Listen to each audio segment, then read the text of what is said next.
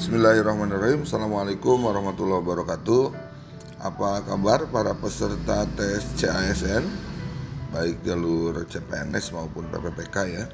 Semoga semuanya dalam keadaan sehat, semangat dalam ikhtiar, terus jangan lupa berdoa ya. Baik, pada kesempatan ini saya ingin sedikit berbagi tentang bagaimana mengerjakan soal skala sikap, terutama soal yang redaksinya panjang-panjang ya. Nah, soal skala sikap ini kan kalau di tes CPNS berarti di materi tes karakteristik pribadi, dan kalau di tes PPPK soal skala sikap ini jadi materi uji di kompetensi manajerial dan sosiokultural ya. Bahkan ada kemungkinan juga informasi terakhir yang saya dapat tuh, wawancara juga kemungkinan pakai pilihan ganda, dan ini berarti pasti skala sikap ya. Pasti skala sikap. Baik, kita langsung saja ke materi ya. Bagaimana jika soal skala sikap redaksinya panjang? Nah, saya yakin yang pernah tes sebelumnya pernah mengalami hal ini ya, karena banyak peserta yang sering minta saran tuh, harus bagaimana nih menghadapi atau mengerjakan soal skala sikap yang kalimatnya panjang atau redaksinya panjang. Dan karena panjang ini jadi banyak kendala yang dihadapi ya. Misalkan sulit dicerna apa sih sebenarnya masalah yang dimaksud dalam soal gitu kan. Dan ketika mencerna masalahnya saja sulit, apalagi mencari jawabannya ya kan. Yang ada malah seringkali nih ya, yang pengakuan peserta tidak jarang mereka mengaku malah bolak-balik tuh baca soal. Kalau soal yang panjang tuh bolak-balik karena nggak dapet inti masalahnya, atau mungkin karena fokusnya kurang kuat juga. Dan karena nggak ngerti-ngerti sama maksud soal, pada akhirnya ketika baca pilihan jawaban juga nggak nemu jawaban terbaik. Mustahil nemu jawaban terbaik kalau tidak tahu inti masalahnya di mana ya. Itu tantangan-tantangan yang dialami para peserta tes. Dan soal redaksi panjang ini akan terasa berat banget buat siapapun yang memang nggak suka baca. Jadi saya sering kali menyarankan untuk siapapun, kalau mau lancar di tes CASN, kemampuan bacanya harus didongkrak ya. Bukan cuma kecepatan tapi juga kekuatan fokusnya ya. Karena soal dengan redaksi panjang ini tidak hanya di PKP atau di manajerial dan sosiokultural ya. Di TWK dan TIU juga ada soal dengan redaksi yang panjang. Misalkan di TIU tuh di materi logika analitik, atau di silogisme, atau di soal cerita ya kan. Lalu di PPPK bukan hanya di kompetensi manajerial dan sosiokultural, pedagogik sering panjang-panjang ya kan. Materi profesional juga, apalagi kalau mata pelajaran semacam PKN, bahasa Indonesia ya, agama juga, itu seringkali menyuguhkan soal-soal redaksi yang panjang. Baik, untuk menghadapi soal panjang ini sebetulnya teman-teman bisa melatih satu hal. Dan kalau yang satu hal ini terlatih, rasanya berdasarkan pengalaman saya ya, masalah yang tadi kita temui itu bisa kita selesaikan dengan baik. Apa yang harus dilatih? Yang harus dilatih adalah kemampuan mengidentifikasi masalah gitu. Apa nih yang dimaksud identifikasi? Jadi maksudnya adalah teman-teman tuh harus melatih untuk bisa memahami benang merah ya, atau pokok permasalahan atau inti persoalan yang disuguhkan dalam paparan soal. Jadi harus gini nih, ketika baca soal skala sikap yang panjang itu, apa sih inti atau pokok masalah yang ada dalam soal ini? Nah gitu ya. Dan untuk proses latihan ya, mengidentifikasi ini, teman-teman bisa melakukan 3 hal yang akan saya paparkan sekarang. Yang pertama adalah latih atau lakukan penyederhanaan kalimat soal yang panjang jadi kalimat yang singkat. Dengan bahasa Anda sendiri tidak apa-apa, pakai bahasa Sunda, pakai bahasa daerah boleh, tapi maknanya nggak boleh berubah ya.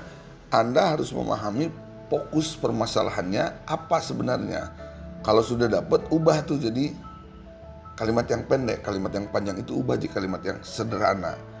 Hal ini harus teman-teman lakukan supaya apa? Supaya tidak terjebak bolak-balik membaca yang panjang. Kenapa? Karena memori kita sulit mengingat redaksi yang panjang, apalagi dalam situasi ya mau tidak mau harus kita akui pasti ada tegang-tegangnya lah kalau pada saat tes ya. Maka biar mudah diingat saat membaca sekali saja usahakan Anda langsung fokus nyari inti masalah. Ya, kalau inti masalahnya sudah dapat, ubah tuh kalimat yang panjang tadi jadi kalimat sederhana. Apa sih inti masalahnya? Nanti di ujung materi ini kita akan latihan bareng-bareng ya, cara menyederhanakan itu seperti apa, supaya teman-teman bisa lebih paham. Ini penting banget soalnya manfaatnya ketika kita bisa mengidentifikasi apa inti masalah secara akurat, secara tepat, secara presisi. Saya jamin teman-teman bisa terhindar dari nilai kecil.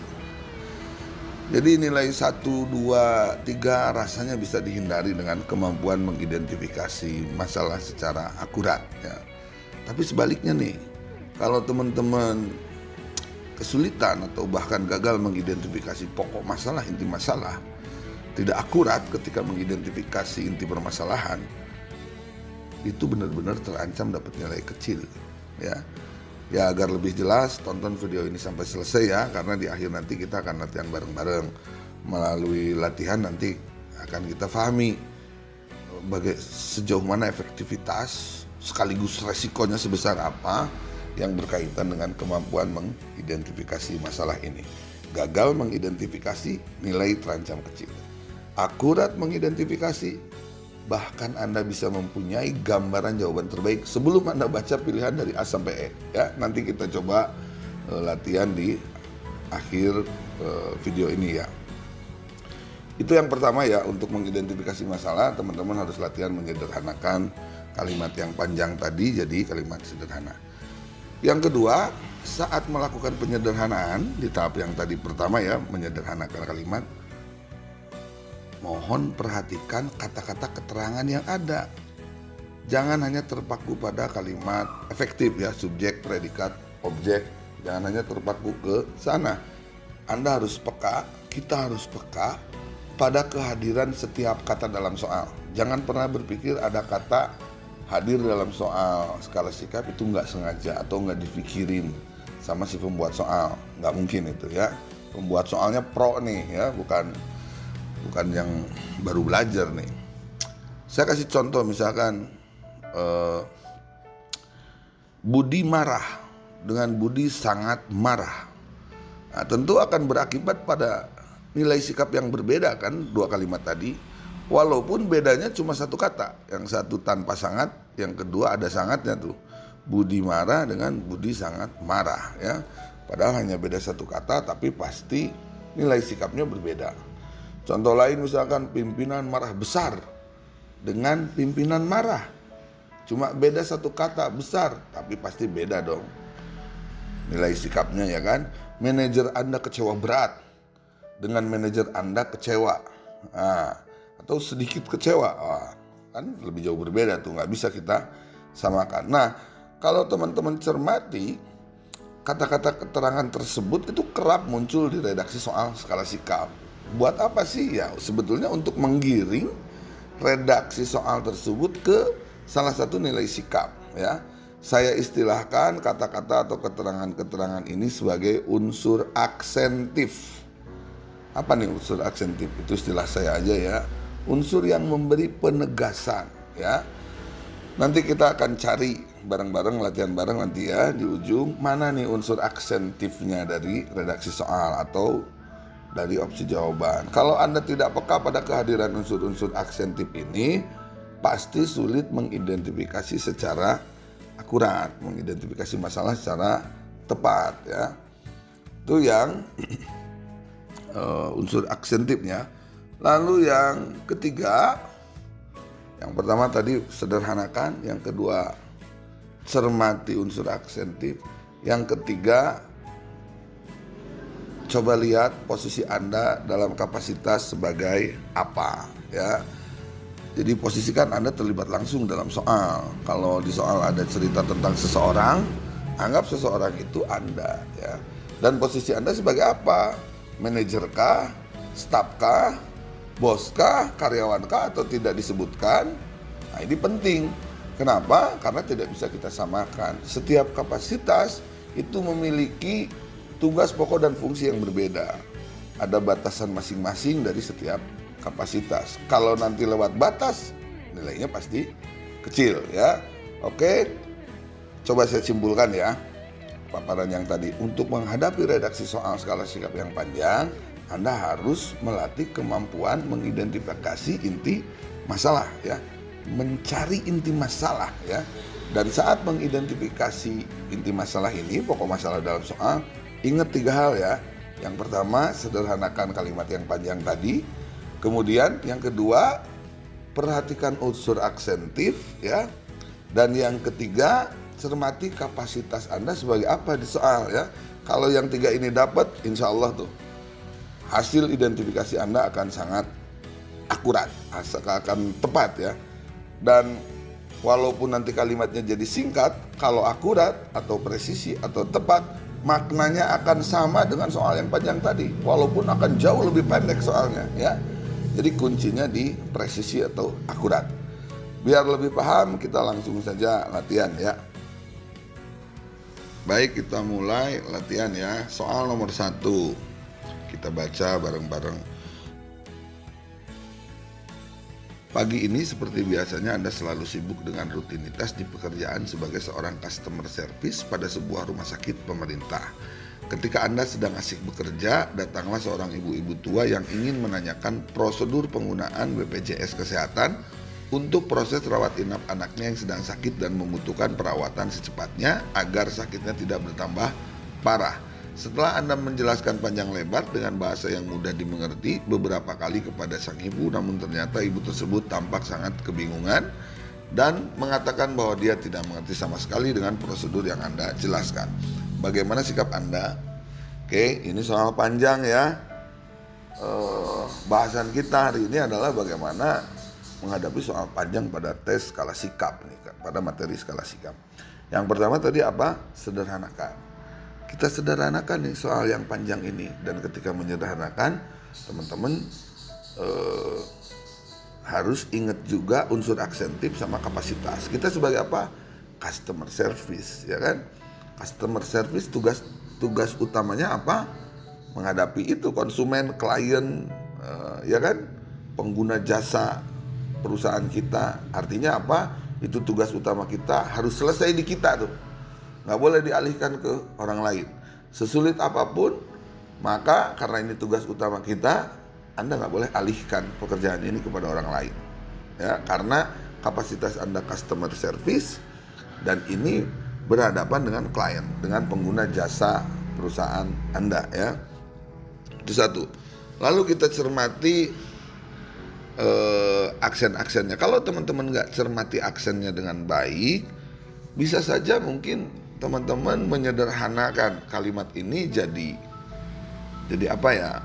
Misalkan bisa saja teman-teman sederhanakan jadi bagaimana jika customer service berhadapan dengan ibu-ibu yang membutuhkan penjelasan.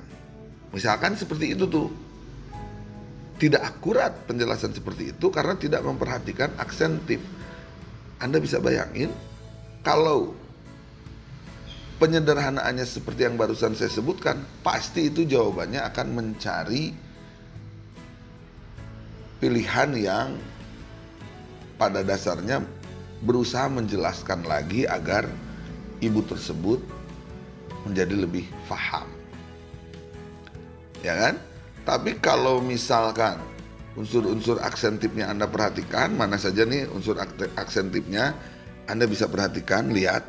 Setelah Anda menjelaskan panjang lebar aksentif tuh, ya, panjang lebar, satu tuh aksentifnya, dengan bahasa yang mudah dimengerti, aksentif juga tuh, beberapa kali, aksentif juga tuh yang ketiga, ya, kepada sang ibu. Apa hasilnya? Bayangin, Anda jadi customer service, Anda sudah jelasin panjang lebar, dengan bahasa yang mudah dimengerti, beberapa kali, 3 tuh aksentifnya. Tapi hasilnya apa? Dengan upaya yang sangat maksimal itu, ya, hasilnya apa? Si ibu itu ternyata sangat kebingungan, bukan kebingungan, sangat kebingungan. Ingat, satu kata aja harus kita maknai, ya kan? Sangat itu aksentif, dan mengatakan bahwa dia tidak mengerti sama sekali, bukan tidak mengerti loh, tapi tidak mengerti sama sekali. Jangan-jangan 1% pun penjelasan si customer service tidak bisa dia pahami. Ketika memahami aksentif seperti ini, maka kalau kita sederhanakan, harus akurat. Walaupun kalimatnya pendek, tapi mewakili redaksi soal yang panjang ini, ya. Jangan seperti tadi penyederhananya, misalkan bagaimana jika customer service berhadapan dengan pengguna jasa yang membutuhkan penjelasan. Itu mah terlalu luas, ya, terlalu luas. Harus yang tajam, akurat, presisi, tepat. Nah, contoh misalkan saya contohkan, ya, untuk identifikasi masalah ini, mencari inti masalahnya bisa kita sederhanakan dalam kalimat begini misalnya. Bagaimana jika customer service berhadapan dengan klien yang tidak bisa mengerti penjelasan?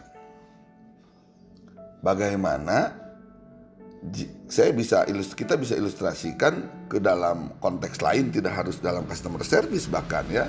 Bagaimana jika kita berhadapan dengan orang yang tidak bisa mengerti penjelasan? Tidak bisa mengerti. Rasanya tidak berlebihan kalau kita anggap ini tidak bisa mengerti si ibu ini. Kenapa? Karena tadi aksentifnya tuh sudah dijelaskan panjang lebar dengan bahasa yang mudah dimengerti, ya kan? Tapi apalagi beberapa kali, tapi ternyata hasilnya apa? Sangat kebingungan dan tidak mengerti sama sekali. Jadi dia tidak bisa mengerti dengan penjelasan. Maka kalau identifikasi masalah kita akurat, bahkan tadi saya bilang kita bisa jawab, kita bisa dapat gambaran jawaban yang terbaik yang seperti apa, ya, sebelum kita melihat A sampai E-nya tuh. Coba kalau misalkan kita ditanya, bagaimana ketika Anda sebagai customer service nih, ya, berhadapan dengan ibu-ibu tua yang tidak bisa mengerti penjelasan tentang BPJS, tidak bisa mengerti. Pertama, apakah Anda akan menjelaskan ulang kepada ibu tersebut? Tidak perlu, dia tidak mengerti, ya kan? Dia tidak akan mengerti. Jadi pasti itu di pilihan jawabannya ada jebakan menjelaskan ulang, menjelaskan dengan sabar, menjelaskan dengan cara lain. Itu sudah dijelaskan dengan berbagai cara hasilnya, itu kan. Artinya apa? Sudahlah, sama si ibu itu tidak bisa mengerti. Lalu apakah kita minta bantuan customer service lain? Tolong dong, yang ini saya susah. Nggak boleh, nggak baik. Kenapa? Karena tupoksi customer service ngurusin yang begitu tuh, ngurusin dia. Nggak ada tupoksi lain selain customer service. Ya, kita berada di lingkup kerja tupoksi utama kita nih sebagai customer service, jangan dipindahin juga. Kemudian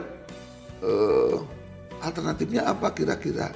Kita bisa tanya si ibu itu bareng siapa ke rumah sakitnya. Barangkali kita bisa bicara dengan saudaranya atau siapanya yang ikut, ya kan? Intinya jangan menjelaskan lagi karena itu sudah kita lakukan. Kedua, jangan dilimpahkan ke customer service lain karena ini tugas pokok dan fungsi kita, ya kan? Maka cari alternatif di antara kedua itu. Kita lihat sekarang opsi jawabannya. Lihat, A. Menjelaskan secara pelan-pelan, coret tuh. Tidak usah selesai membaca, teman-teman sudah bisa mencoret. Kenapa? Karena menjelaskan lagi. Ini berlawanan dengan pesan di soal tuh. Aksentif di soal sudah menegaskan ibu ini nggak bisa dijelasin. B. Menjelaskan dengan sabar, coret. C. Menjelaskan secara perlahan, coret lagi. Yang menjelaskan Anda bisa selesaikan dalam waktu 1 detik, 2 detik. D. Meminta sang ibu untuk memanggil salah satu anggota keluarganya. Ini alternatifnya. E. Meminta teman Anda yang lebih berpengalaman dalam melayani keluarga ini pindah nih tanggung jawabnya, ya kan? Nggak boleh, nggak baik. Ya, yang ideal kita bisa tangani tugas kita. Jadi jawaban terbaiknya apa? D. Oke? Nah, seperti itu cara menyederhanakan. Dan teman-teman bisa bayangin ketika penyederhanaan kita salah, nggak akurat atau nggak presisi, nanti jawabannya jadi kesana kemari. Andai penyederhanaannya tadi bukan bagaimana jika berhadapan dengan seseorang yang tidak bisa mengerti penjelasan, bukan seperti itu tuh, pasti jawabannya kita prediksinya kemana-mana. Misalkan kalau penyederhanaan kita bentuknya jadi begini nih, bagaimana jika ada seorang yang butuh penjelasan, ya pasti kita menjelaskan dong, ya kan? Tapi karena kita paham ada unsur aksentif tadi yang menegaskan, oh ini nggak bisa dijelasin, maka hindari itu penyederhanaan yang tidak akurat. Mudah-mudahan bisa dipahami ya. Untuk soal ketiga, saya kasih soal ya, saya kasih soal. Teman-teman boleh untuk latihan nih ya, silahkan dibaca sendiri. Kemudian coba sederhanakan ya. Coba sederhanakan. Jadi kalimat yang sederhana tetapi presisi akurat ya, tepat. Supaya apa? Supaya biar pendek kalimatnya, maknanya sama persis dengan kalimat yang panjang. Bagaimana hasil dari penyederhanaan teman-teman? Silahkan tulis di kolom komentar. Nanti kita akan bahas bareng-bareng ya di kolom komentar. Itu saja yang bisa saya sampaikan pada kesempatan ini. Mudah-mudahan bermanfaat. Doa saya tidak berhenti untuk teman-teman yang mengikuti tes ASN tahun ini, baik lewat jalur CPNS maupun PPWK. Insya Allah semuanya bahagia, semuanya mendapat hasil sesuai diharapkan. Jangan lupa selain ikhtiar, terus berdoa kepada Allah agar dipermudah dan diperkenankan menjadi ASN di tahun ini. Amin. Assalamualaikum warahmatullahi wabarakatuh.